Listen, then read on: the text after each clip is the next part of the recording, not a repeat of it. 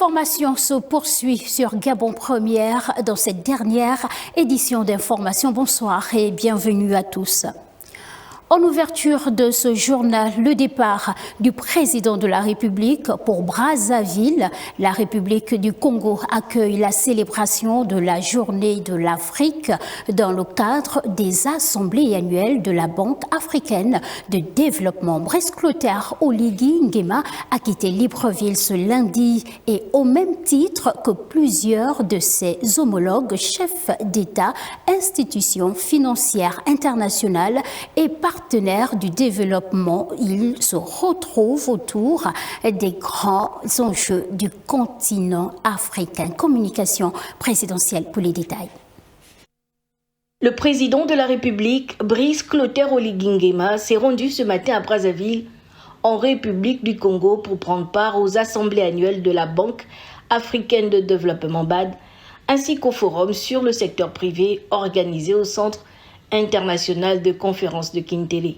À son départ de l'aéroport international Léomba, le chef de l'État a été salué par les autorités administratives, civiles et militaires. Aux côtés de plusieurs autres dirigeants du continent, le numéro 1 gabonais participera aux échanges consacrés aux enjeux du financement du développement, de l'industrialisation et de la transformation économique du continent.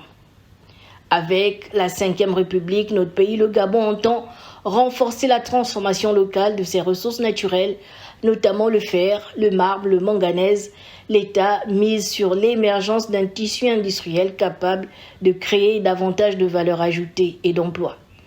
Dans cette dynamique, les rencontres internationales dédiées au financement constituent pour le Gabon un levier stratégique afin de mobiliser des investissements et d'accélérer la mise en œuvre de ses ambitions industrielles.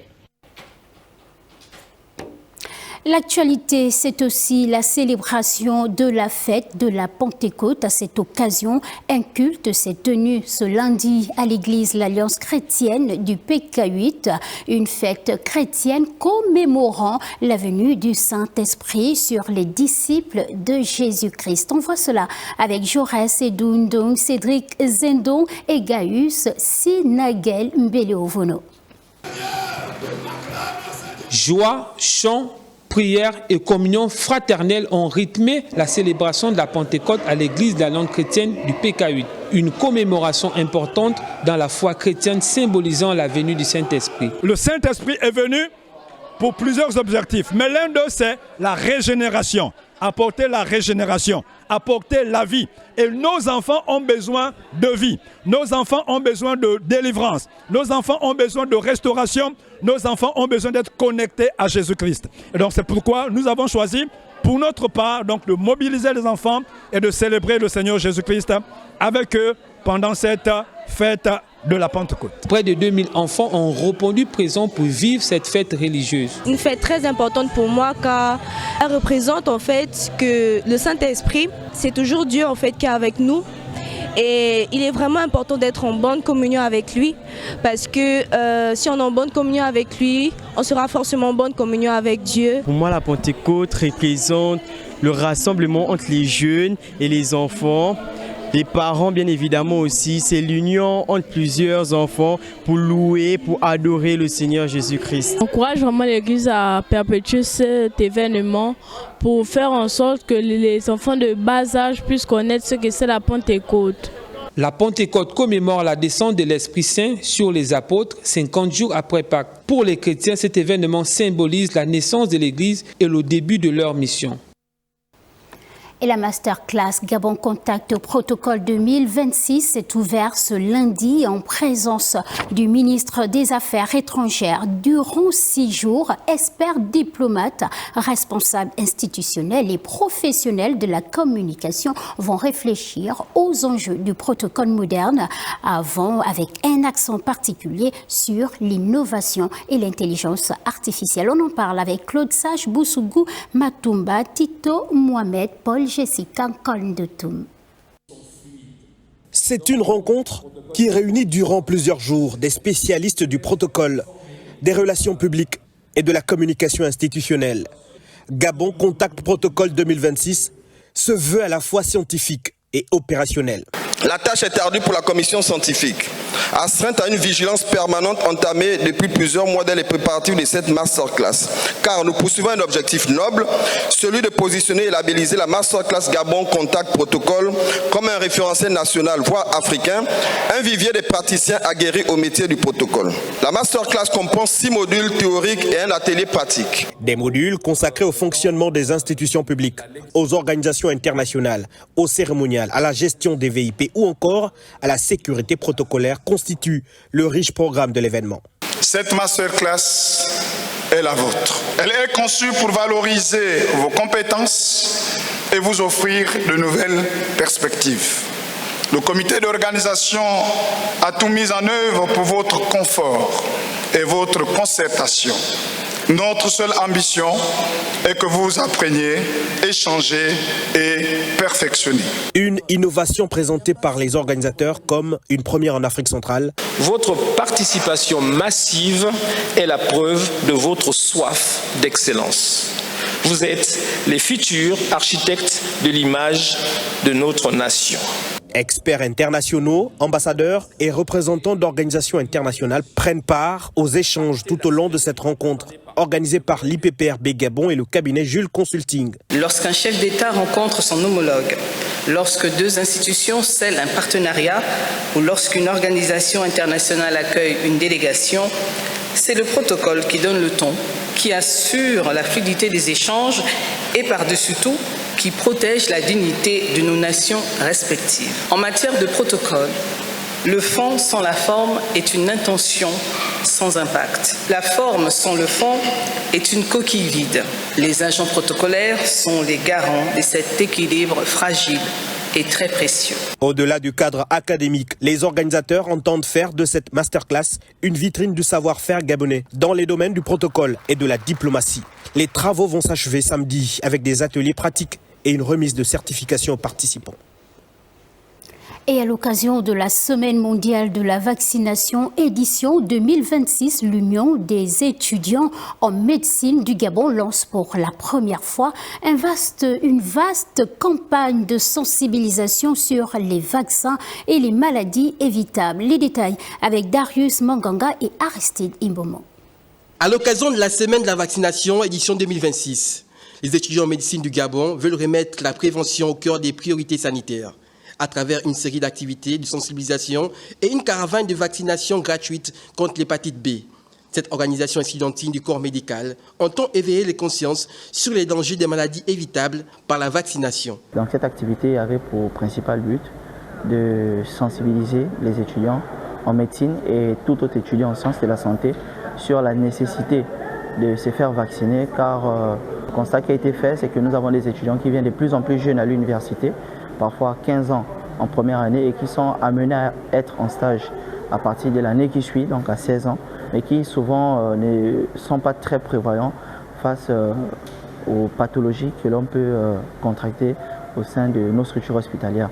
Une initiative qui marque la toute première organisation. Dans un élan de solidarité, certains étudiants ont également procédé à des dons de sang afin d'apporter leur contribution à cette initiative. Je fais le don de sang depuis des années dans le but de sauver des vies. Durant cette campagne, les participants sont sensibilisés sur l'importance des vaccins, leur rôle dans la prévention des maladies infectieuses. Première présentation portée sur la présentation, on va le dire comme ça, du programme élargi de vaccination.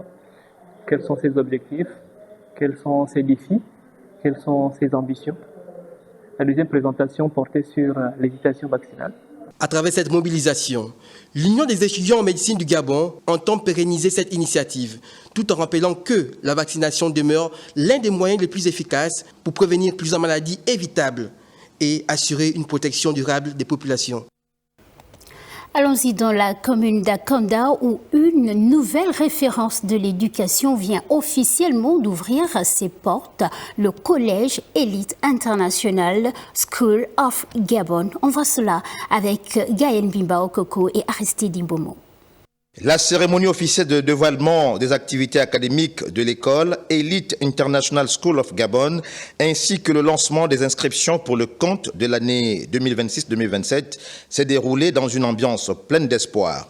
Ce nouvel établissement scolaire ambitionne de promouvoir une éducation de qualité axée sur l'épanouissement, l'innovation et la réussite des élèves. Notre ambition s'inscrit dans la vision des plus hautes autorités de la République gabonaise, au premier rang desquelles son Excellence Brice Clotaire Oligui Nguema, qui place le capital humain et la formation de la jeunesse au cœur du développement du Gabon. Pensée comme un cadre moderne et rassurant pour les enfants et leurs parents, l'école mise sur un encadrement de proximité avec des classes limitées à 15 élèves afin de garantir un suivi personnalisé. Notre ambition est de former des apprenants autonomes, responsables, créatifs, préparés aux défis du monde de demain. Dans ces salles de classe, les racines libanaises de la direction et le sol fertile du Gabon vont s'unir pour faire grandir les citoyens de demain.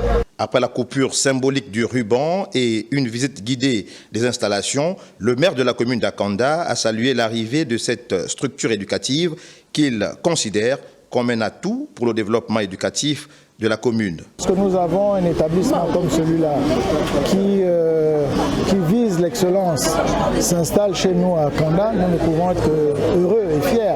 L'établissement dispose également d'infrastructures modernes, notamment une salle de musique polyvalente pour le développement artistique et culturel, ainsi qu'un espace numérique dédié à l'innovation technologique et aux compétences du futur. Des espaces ludiques extérieurs ont aussi été aménagés pour favoriser l'épanouissement des enfants dans un environnement sécurisé. Un vaste réseau de falsification de documents automobiles a été démantelé par les agents de la brigade territoriale de Ntoum. Les présumés faussaires commercialisaient de fausses plaques autocollantes bande CEMAC importées du Cameroun. On en parle avec Doris Cruz-Onkoulou, Guy Serge Dizambou et Ingrid Théodora Antombo. Un vaste réseau de falsification de documents automobiles démantelé en Ntoum. Ibrahima et Masoudou, deux ressortissants camerounais spécialisés dans la commercialisation de fausses plaques autocollantes banque CEMAC, triangle de signalisation, essuie-glace et plusieurs autres documents indispensables à la circulation des véhicules, désormais entre les mains des agents de la brigade territoriale d'Ntoum. L'un des présumés faussaires revient sur le circuit de distribution utilisé pour se procurer ces faux documents. Au Cameroun, il a envoyé son frère est parti faire le faux de ça, il a amené ça. Ici à Libreville, j'ai pris les 11 paires, et c'était le faux, mais j'ai vendu ça. Je vends les 80-90, les triangles, tout ce qui concerne les voitures en fait. Face aux enquêteurs, les présumés suspects expriment des regrets et sollicitent la clémence des autorités judiciaires. On m'avait donné, je crois, c'est une paire, hein. Et avec ça même comme à cause de la malchance. Et ça, j'ai vendu la personne. C'est lui qui a vendu même tout le reste. Sincèrement, moi, je regrette. Réduire la délinquance et mettre un terme aux pratiques illégales qui gangrènent Ntoum et ses environs. Telle est la mission que s'est fixée la brigade territoriale d'Ntoum. Les deux individus seront présentés au parquet jeudi prochain afin de répondre de leurs actes devant la justice. On ouvre à présent le dossier de cette semaine consacré à l'adoption. Ils ont perdu leur famille, mais pas l'espoir de trouver un foyer. Dans ce reportage, nous explorons le rôle des orphelinats dans le parcours d'adoption au Gabon, là où chaque sourire cache parfois un long chemin vers l'amour et la sécurité. Et c'est avec Kenny Kangabou Samba, Gérard Magnania. Au Gabon, des centaines d'enfants vivent dans les orphelinats et centres d'accueil. Orphelins pour les uns, abandonnés et démunis pour les autres, certains d'entre eux sont en attente d'un foyer définitif. Mais au juste, quel rôle jouent ces structures dans le processus d'adoption? En tant que centre d'accueil, nous sommes un lieu de transit qui permet comme ça aux enfants qui sont en difficulté sociale de pouvoir revivre une nouvelle vie, parce qu'en réalité, leur vie d'origine est une vie assez chaotique. Donc nous les prenons, leur donnons cette possibilité de pouvoir avoir du sourire. Et enfin, les affaires sociales dans le cadre de l'adoption, surtout pour ceux qui sont adoptables, ont ce privilège de pouvoir se retrouver dans des familles d'accueil qui, pour eux, vont pouvoir avoir une nouvelle vie. Loin d'être uniquement des lieux de garde, ces centres d'accueil assurent la santé, l'éducation et le suivi psychologique de ces enfants, leur garantissant sécurité et accompagnement. Au profil différent, ces enfants sont souvent préparés à l'éventualité quant à l'éligibilité à l'adoption ou pas. On commence à prendre l'enfant en entretien, en ce qui concerne le service psychologique, on commence à l'emmener à pouvoir se projeter dans une autre famille. Si ce n'est pas le cas, on va déconstruire ce qu'il sait. C'est toute une psychothérapie. L'objectif de cette psychothérapie, c'est l'emmener à faire une acceptation de la situation pour pouvoir aller. Mais le plus souvent, on ne trouve pas de complexité parce que quand le nouveau parent arrive, il y a cette envie. Et l'envie, vous le savez, naturellement, et c'est attractif. Donc l'enfant sent qu'on le veut et là, le lien se crée facilement et c'est clair que l'harmonie s'installe au milieu du couple et de l'enfant. Malgré les défis quotidiens, ces institutions restent un pilier essentiel pour offrir à chaque enfant la chance d'avoir une famille aimante. Les orphelinats, plus qu'un refuge, sont le premier pas vers une nouvelle vie pour de nombreux enfants, avec la collaboration du ministère des Affaires sociales chargé de la protection de l'enfance, principal garant de l'ensemble du processus au Gabon. Adopter un enfant est un geste d'amour, cependant, entre préjugés, traditions et regards des autres, de nombreuses familles adoptives font encore face à des jugements parfois difficiles à vivre. On en parle avec Régis Terence Ngondong, Légestan Manika et Gaius Mbele Ovono. Dans notre société, l'adoption reste encore entourée de nombreux préjugés. Si certains y voient un acte de solidarité et d'amour, d'autres continuent de penser qu'un enfant adopté ne pourra jamais avoir la même place qu'un enfant biologique. L'adoption n'est pas un phénomène manifeste, courant, parce qu'elle se heurte généralement d'une part aux traditions, à la culture, d'accord, ne prévoit pas toujours ce type de processus juridique. Et ensuite, même dans la législation, nous avons des règles très rigides qui finissent par décourager les parents adoptants d'aller jusqu'au bout de ce processus-là.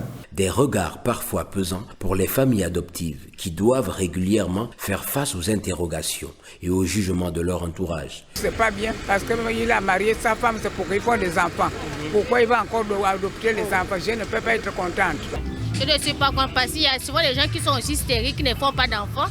On peut aussi adopter pour fermer le tout.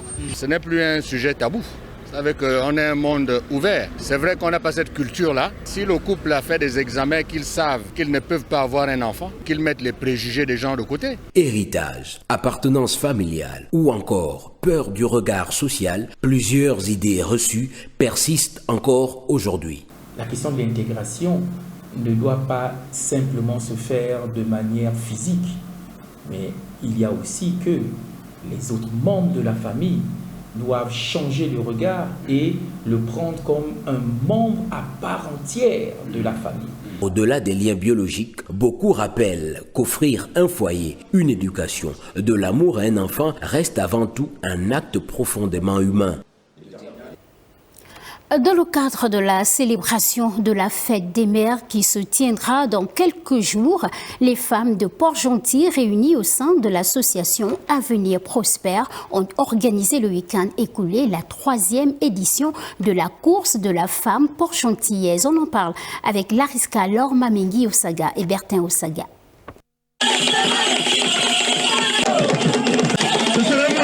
Cette sensibilisation de la plante iboga a permis aux tradipraticiens, encore appelés Ngangami Soko, d'édifier les populations d'Akanda sur les vertus, les valeurs et les bienfaits de cette plante. On doit sensibiliser les nôtres sur la nécessité de pratiquer la doctrine traditionnelle, la médecine traditionnelle, dans les normes, selon les doctrines, selon les fondements de notre rite, le rite Wete Misoto et le Maboundi. Au cours de ces échanges, l'orateur a présenté à l'assistance le décret relatif à l'officialisation de cette essence, une décision prise par le gouvernement. C'est un décret, il faudrait que les textes réglementaires soient également pris pour qu'on puisse continuer à suivre l'application de ce texte-là. Et il ne faudrait pas non plus, parce qu'il est prévu une commission pour pouvoir arbitrer un fonds de souveraineté.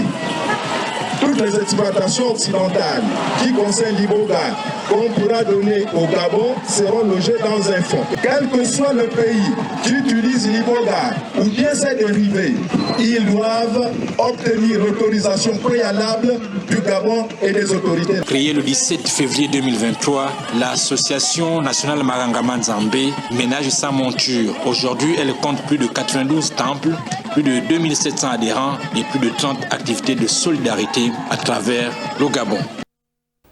Vous venez de le suivre, il s'agissait du séminaire organisé dans le cadre de la sensibilisation sur l'Iboga. Et comme je vous le disais à l'instant, dans le cadre de la célébration de la fête des mères qui se tiendra dans quelques jours, les femmes de Port-Gentil réunies au sein de l'association Avenir Prospère ont organisé le week-end écoulé la 3e édition de la course de la femme port-gentillaise. On en parle avec Lariska Lormamengi Osaga et Bertin Osaga. Nous sommes à Port-Gentil, capitale de l'Ogooué-Maritime. 1600 femmes venues de tous les horizons ont activement participé à ce cross dénommé la course de la femme port-gentillaise. L'association Avenir Prospère, initiatrice de cette action, a voulu faire fédérer les femmes autour du sport pour la santé, la cohésion et la détente. Le président de la République, son Excellence Brice Peter Oligui Nguema, se bat et prône beaucoup pour l'autonomisation de la femme. C'est le vivre ensemble que j'ai voulu vraiment mettre en avant. Il n'y a pas beaucoup d'activités sportives ici à Port-Gentil. L'activité sportive permet justement de pouvoir améliorer la santé des femmes. La présidente de l'association Avenir Prospère, Virginie Ora, épouse Eteno, a voulu par cette action honorer les mamans tout en permettant la détection des talents chez les jeunes. Moi, je suis très contente de mettre toutes les femmes en mouvement. C'est la fête des mamans et tout le monde doit être heureux et heureuse. Nous sommes à la 3e édition. J'ai dû participer à la première, la deuxième, à la 3e. Ça me fait plaisir. À chaque fois que je cours, je gagne toujours. Donc, pour moi, ça fait une fierté. C'est la 3e édition de la course des femmes port-gentillaises. Elle se tient ici, dans le cadre de la fête des mères, organisée en 3 catégories, les 15 à 25 ans, les 26 à 45 ans, les 46 à 77 ans. Parmi les participantes, maman Dieva Victorine, 71 ans, qui remporte le prix spécial car la plus âgée de la compétition. C'est dans cette ambiance que les femmes port-gentillaises ont en toute harmonie passé un moment agréable entre elles.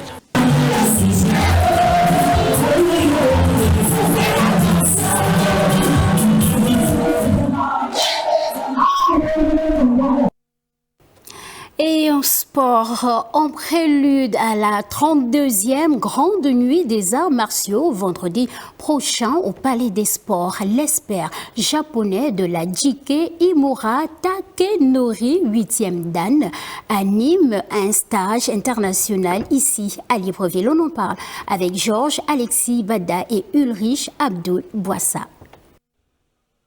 Tradition respectée. La présence du grand maître japonais Shion Imura Takenori, 8e dan expert mondial et chef instructeur de la JKWF au Gabon, traduit l'annonce de la Grande Nuit des Arts Martiaux, la 32e édition.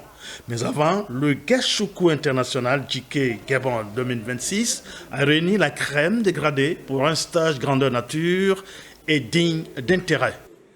En contenu riche en enseignements, ce Gashuku de qualité avec une plus-value à l'endroit des participants. Ça arrive au bon moment, parce qu'on avait besoin un peu de nous recycler. Donc je suis sûr qu'avec tous mes collaborateurs ici, maître Jean-Jules et maître Socate, je pense que tous nous sommes d'avis.